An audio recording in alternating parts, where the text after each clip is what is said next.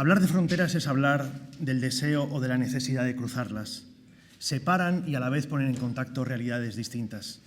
En la frontera se dan cita a formas diferentes de vivir y surgen también nuevas formas de convivir. Mezcla de lenguas, rostros, valores, costumbres y culturas. Las identidades se entrelazan y reconstruyen. Pero los ríos, las montañas o las líneas fronterizas son también lugar de separación. Separación política, geográfica, económica y étnico-cultural. Para hablar de la frontera, de ese no lugar donde los derechos y las personas son permanentemente cuestionados, nos acompañan tres personalidades de Ecuador, Brasil y Estados Unidos, a quienes agradezco de todo corazón su participación en este festival. Alberto Acosta es uno de los expertos en energía y sostenibilidad más reconocidos de Latinoamérica.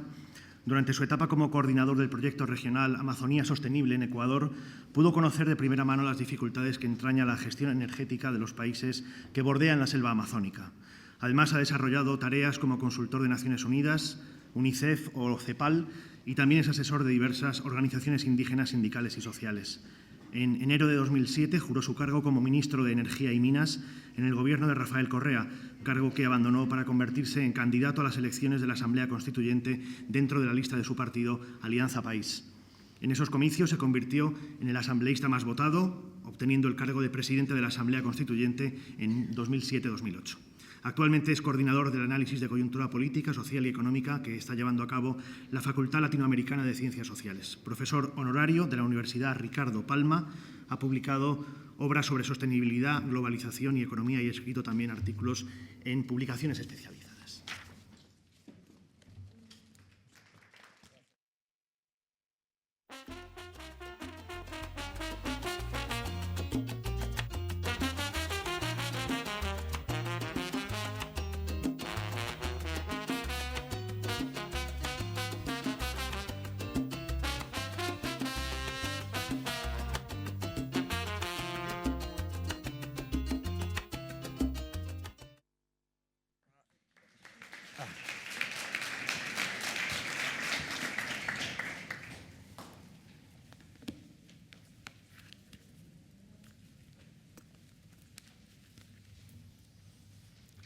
Muy buenas tardes a todas y a todos.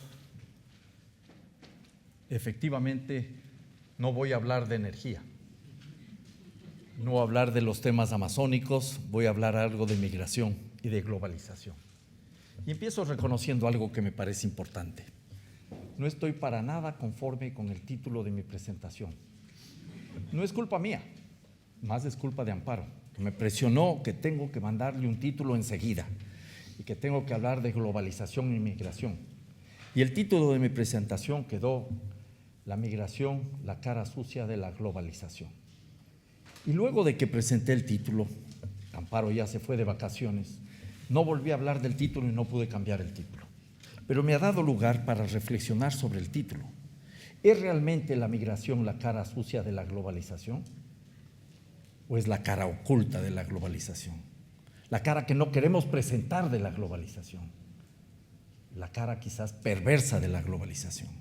Yo creo que por ahí va la reflexión y como voy a tratar de demostrar, lo que es realmente perverso es esta globalización del sistema capitalista, en donde la migración forma parte, en tanto actor importante de un proceso de integración desigual, un proceso de integración inequitativo, que no necesariamente está resolviendo los problemas de la humanidad, como veremos a continuación. Y la globalización está presente, permanentemente presente en nuestras vidas y a la vez muchas veces ausente. No nos gusta reconocer que dependemos de personas que vienen de otras latitudes para sostener parte de nuestra economía. Y eso no sucede solo en Europa, España en particular, o en Ecuador, donde también tenemos un fenómeno de inmigración muy marcado. Hay países donde los procesos migratorios son de doble vía, emigración e inmigración. En Ecuador también se repiten muchas de las dificultades de los problemas que se viven acá en España. Los inmigrantes en Ecuador, sobre todo colombianos y peruanos, tienen situaciones complejas y difíciles, como tienen nuestros compatriotas aquí en Europa, en España en particular. La migración aparece una y otra vez en nuestras vidas a través de noticias dolorosas, complejas, que nos presentan los medios de comunicación. Esta mañana en el noticiero de Televisión Española escuchábamos, no sé cuántos de ustedes habrán oído, que se capturaron 2 pateras llenas de más de 50 personas que venían desde África. En este caso, menos mal, no eran personas que fallecieron o llegaron muertas a la costa española, sino que por el número, más de 50, ya parecía que era motivo de noticia, fueron recogidas en los medios de comunicación. Hay otras ocasiones en las cuales este proceso tiene manifestaciones mucho más duras y violentas. Recuerdo como hace un par de años en Ecuador murieron más de 100 personas cuando se volteó una pequeña embarcación de personas que trataban de llegar a las costas guatemaltecas y de ahí caminar hacia el paraíso en los Estados Unidos atravesando México. O lo que sucedió no hace mucho tiempo atrás, el 25 de agosto del año pasado, cuando en Tamaulipas se encontraron torturados, violentados, cuerpos de cerca exactamente 72 personas, 58 hombres, 14 mujeres, que morían a manos de la violencia organizada, de aquella banda criminal de los Zetas. Esa es también una expresión de la migración en esta globalización. Porque eso también tenemos que anotar. No solo es el tema de la gente que busca trabajo y en algunas ocasiones hasta tiene éxito, sino hay de gente que en el camino, en la frontera o en el proceso del tránsito pierden su vida. Y la explotación y la violencia en ese proceso de tránsito está permanentemente presente. Se estima que más o menos un 70% de las personas que hacen este proceso de acercamiento a los Estados Unidos sufre violencia, algún acto de violencia. Y por cierto, esa violencia siempre tiene una inequidad de género mucho mayor. Como conocemos, para las mujeres viajar desde Ecuador, por ejemplo, de cualquier otro país de Sudamérica a los Estados Unidos, implica sacrificios mayores. Tienen que pagarlo, y permítanme que sea duro y expreso, en especies. La violación es parte del costo de ese traslado. Y eso es complicado y eso es difícil. Pero la movilidad humana no es nueva. La movilidad humana ha estado permanentemente presente en toda civilización. En la humanidad conocemos que los seres humanos se han movido de un lado para otro. De hecho, estar aquí en Casa de las Américas tiene que ver con un acto de movilidad humana. Cuando don Cristóbal Colón llegó a América el 12 de octubre de 1492, abre la puerta a 2 procesos importantes. El uno, de transferencia no solo de la presencia del dominio español, sino de seres humanos. Se calcula que en los 2 primeros siglos se movilizaron más de 250,000 personas de la península ibérica hacia América. Fue un proceso de migración y recuerdo, eso me consta, no porque viví ahí, sino porque leo en los libros de historia, que a ninguno se le pidió visa, que no hubo problema con la migra y terminaron haciéndose cargo de los gobiernos y del poder.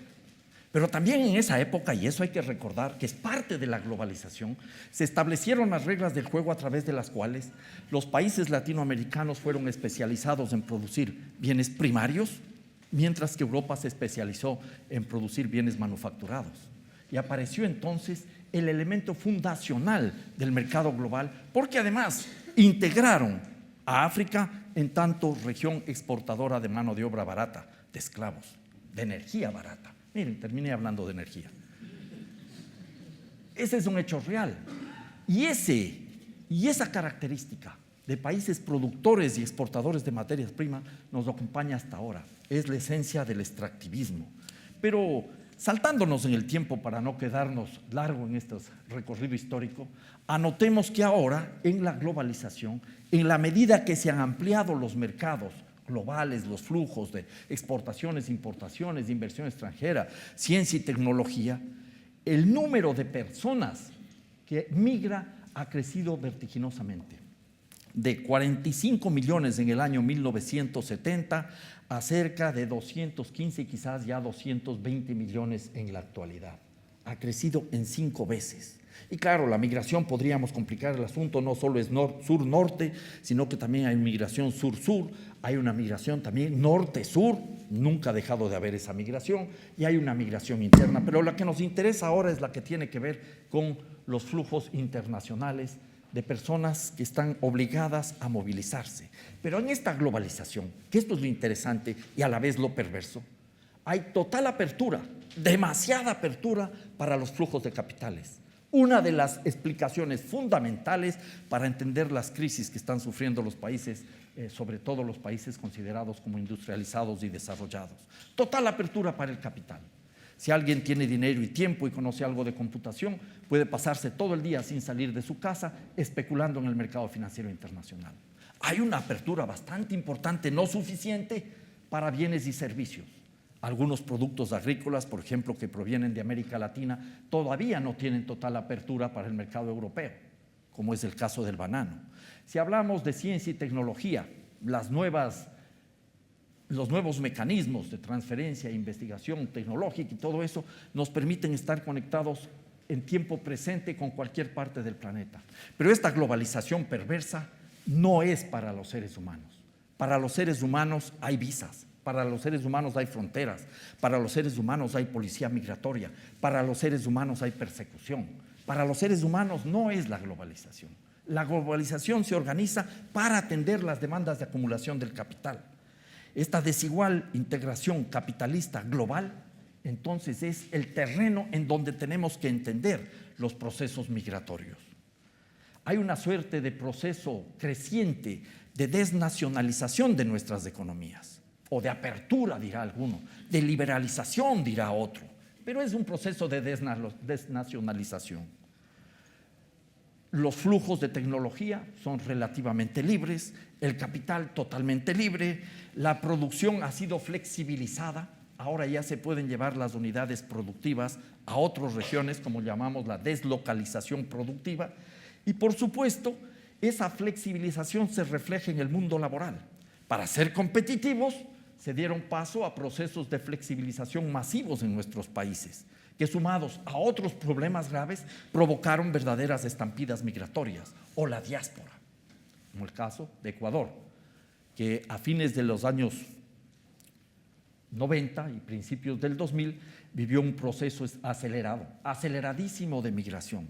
Pueden haber salido 1,5 millones, 2 millones de personas de un país de apenas 14 millones de habitantes. Pero ya habían salido otro 1 millón antes de 2 provincias en el centro de la sierra que sufrieron una grave crisis desde hace 50 años. O sea que para nosotros la emigración es algo ya conocido. E incluso hubo procesos con los cuales se quería resolver el tema migratorio. Espero no robarte algo de tu intervención, Isabel, cuando... No, a él también sí le robo, disculpa, ese le entro al tema de él. Cuando menciono el caso del Tratado de Libre Comercio con los Estados Unidos, se dijo que era para generar empleos en México y la migración bordeaba los 200,000 personas por año. Ahora la migración, luego del tratado, es de más de 500,000 de personas por año y esa es la realidad. El Tratado de Libre Comercio no resolvió el tema, no generó empleo, golpeó la agricultura, sobre todo la agricultura campesina.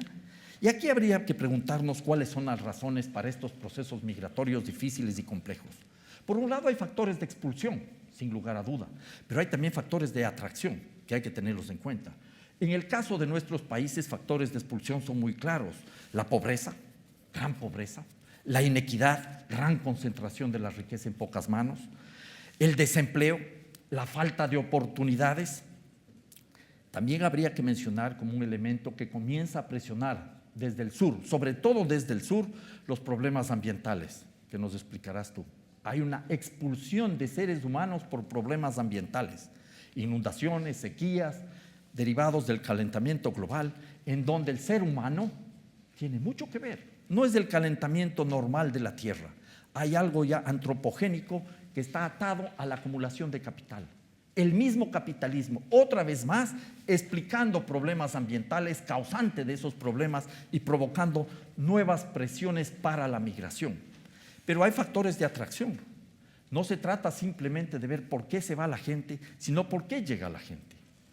Durante mucho tiempo, hubo un tratado entre Ecuador y España por el cual los ecuatorianos podíamos venir libremente a trabajar en este país y acceder con facilidad a la nacionalidad española, la doble nacionalidad. Y nunca lo tomamos en cuenta, porque no había el proceso de expulsión masivo que aparecerá en un momento dado de nuestra historia, y porque tampoco había ese factor de atracción en una economía como la española.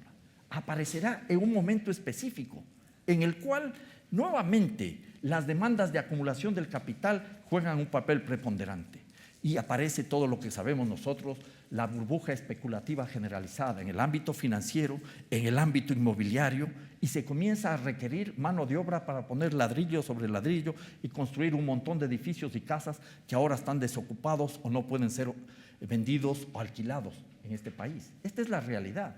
Igualmente sirvió esa migración masiva, bienvenida en un momento dado, para atender las demandas del turismo, todo lo que es la industria de la hotelería, de los restaurantes, de los bares y todo lo que conocemos. Por supuesto que sirve esa migración para poner en marcha algunas actividades agrícolas para las cuales no había suficiente mano de obra. Pensemos en los huertos de allá por la zona de Murcia y otras regiones de aquí de la península. Y naturalmente, esa migración de latinoamericanos que aparece a fines de los años 90, principios de los años 2000, en pleno auge económico de los países europeos y también en los Estados Unidos, comienza a atender las demandas de la sociedad que no podían ser cubiertas de otra manera. Llegan peruanas, colombianas, ecuatorianas a hacerse cargo de la atención de los ancianos en Europa o a hacerse cargo de la atención de las familias en Europa. Esa es la realidad de la migración. Entonces vemos que ha habido un proceso, por un lado, de liberalización, de apertura de las economías nacionales que encontró en un momento específico elementos de atracción y la migración fue bien vista, bien recibida, a pesar de que nunca es fácil un proceso migratorio, no solo por el hecho de ruptura con las familias, sino por el hecho de insertarse en una nueva sociedad. Y ahora comienzan a aparecer, a la par que una época hubo y sigue manteniendo la idea de la liberalización económica, restricciones, una suerte de renacionalización de las políticas migratorias. Y los distintos gobernantes hacen enormes esfuerzos para decirnos que están teniendo éxito. El día de hoy también leía en un diario ecuatoriano por internet que tiene para la ciudad, para España, diario El Comercio en su versión digital, que la ministra de Migración de España aceptaba como un éxito que hayan logrado reducir los flujos migratorios. Pues obvio que van a lograr reducir los flujos migratorios, no como consecuencia de los acuerdos conseguidos, sino como consecuencia directa de la crisis. Y es difícil que vengan compatriotas o personas de otras partes del mundo a España cuando hay un desempleo abierto de más del 20% y cuando el desempleo para los jóvenes supera el 40%. Mucho más si estamos hablando de migrantes. Pero a pesar de eso, imagínense que hay gente que intenta, aunque sean venirse en patera, para conseguir un espacio en estas sociedades que se las presentó y se las presenta como las sociedades de la opulencia. ¿Cuál será la realidad de las sociedades de origen? Me pregunto una y otra vez. Y en este contexto, la crisis también tiene que ser analizada desde la perspectiva de la migración. La migración se ha transformado en una suerte de amortiguador. Cuando había auge y se requería mano de obra normalmente barata, en condiciones no muy estables, pero que garantizaban acumulación, se abrían las fronteras o se hacían de la vista gorda para no impedir los flujos migratorios. Ahora, cuando la crisis comienza a apretar los zapatos en estas sociedades opulentas, pues se cierra la frontera. Comienza a renacionalizarse las políticas de movilidad humana, a impedir la llegada de personas acá y hacer la vida imposible o difícil a los compatriotas o a los migrantes en estas latitudes. En un ejercicio perverso, en un ejercicio realmente perverso y difícil de entender, en el cual la explotación se va perfeccionando. Debe haber al momento cerca, para seguir en el caso de Ecuador, de 8,000 compatriotas que están a punto de perder su casa porque no pueden pagar la hipoteca. Pero ya se inventaron una figura mucho más perversa. Bancos ecuatorianos, en la medida que estos compatriotas han regresado a su país, bancos ecuatorianos están comprando las hipotecas a los bancos españoles para cobrarles en el Ecuador. Se cierra el círculo. Salieron porque en el año 99-98, gracias a una gravísima crisis económica, la banca hizo colapsar el sistema financiero del país y la economía en general. Y ahora se cierra el círculo. Y lo que vamos viendo es que en la medida que se van limitando las posibilidades de ingreso a estos países, comienza a surgir con más fuerza la migración indocumentada. Porque hay personas que no quieren quedarse lejos de sus familiares y harán lo imposible por llegar, sea a Europa o sea a los Estados Unidos, más allá de los impactos de la crisis. Y así hemos visto cómo el número de personas indocumentadas ha crecido vertiginosamente. En el año 2000 se calculaba en 8.4 millones, en la actualidad, solo en los Estados Unidos. En la actualidad, Isabel podrá corregir la cifra, superan los 12 millones de personas en situación de indocumentación, con problemas gravísimos que ella nos va a contar de primera mano, porque ella vive ahí en la frontera. Ella está plasmando día a día toda esta cruda realidad.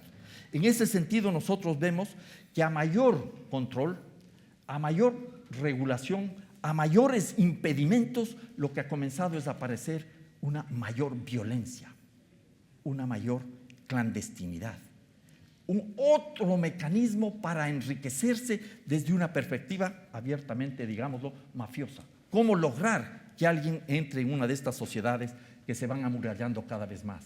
Yo creía que con la caída del muro de Berlín el mundo iba a ser más libre. No. Con la caída del muro de Berlín empezó otra etapa y ahora hay muro para impedir que llegue la gente a Europa y literalmente muro para impedir que la gente llegue a los Estados Unidos. A más control hay más violencia, más clandestinidad y como diría el señor Federico Engels, no sé si alguno se acuerda, se está consolidando de una manera global el ejército de reserva industrial.